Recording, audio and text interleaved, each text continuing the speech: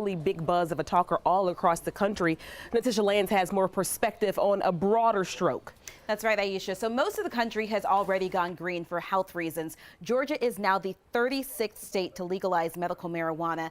It's to give you a look at all the other states around the country that support the medical marijuana law.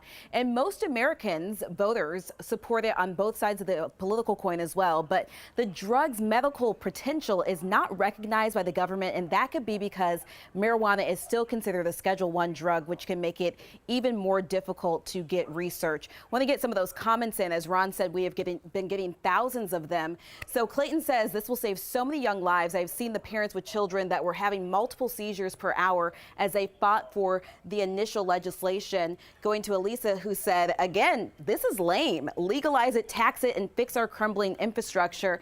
And someone who's a little skeptical here, Leslie, says, if you think Georgia will legalize marijuana anytime soon, then I have a bridge to sell you. Republican states do not legalize, and only a handful have allowed medical marijuana. Well, Leslie, you might be right. We are a long way from joining the other 10 states that have legalized recreational marijuana.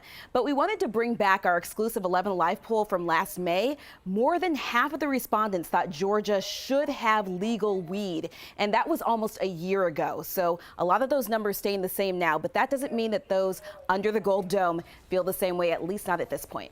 All right, thanks a lot, Natasha.